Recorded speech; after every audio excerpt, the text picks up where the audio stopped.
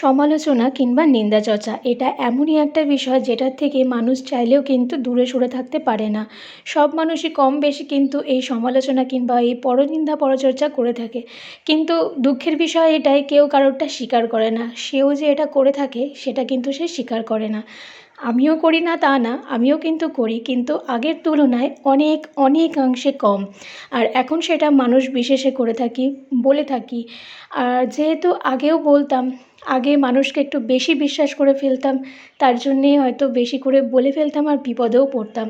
কিন্তু এখন সেই জিনিসটা আর করি না। মানুষ এখন চিনতে শিখেছি, বুঝতে শিখেছি। বিশেষ করে সাংসারিক জীবনে পা দেওয়াতে প্রতিটা মুহূর্তে অভিজ্ঞতা হয়ে চলেছে নতুন নতুন। তার জন্যে না এখন মানুষকে কিছু বলতেও ভয় লাগে। তো যেটুখানি বলি সাহস করেই বলি, যেটা আমি মুখে বলতে পারবো সেরকমই কথা আমি সমালোচনার ক্ষেত্রেও বলি। যেটা আমি নিজে বলতে পারবো সেরকম কথাই বলে থাকি। আগের মতন আর ইম্যাচিওর টাইপের কথা বলি না, যেটা আমি ভয়ে ভয়ে আর অন্যকে বলতে পারবো না। তো যাই হোক, সকালবেলায় ঘুম থেকে উঠে পড়েছি 6টার সময়। উঠে কিন্তু বাসি কাজ সব কিছু সেরে নিয়েছি দেখতেই পারলে। আর এখন চলে এসেছি আমি রান্নার কাজে।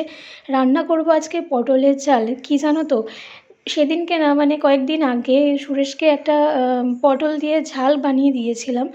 পটলের থেকে বীজগুলো বার করে নিয়ে যেরকম দোলমা টাইপের করে সেরকমই, কিন্তু সেটা না, একদম নর্মালি যেরকম পটলের ঝাল করে সেরকম ভেবেছিলাম দোলমা করে দেবো, কিন্তু সকালবেলা উঠে এত তাড়াহুড়োর মধ্যে থাকি সেটা আর করে উঠতে পারি না। তো যাই হোক, ওই পটলের দানাগুলো বের করে সেটা একটু রসুন আর কাঁচা লঙ্কা দিয়ে ভর্তা টাইপের করে নিয়েছিলাম। আর ওরকমভাবেই কিন্তু পটলগুলোকে ভেজে আমি ঝাল করেছি। সেটা ওদের অফিসের একটা স্টাফ খুব ভালো খেয়েছে, তার জন্যে আবার আমার কাছে খেতে চেয়েছে।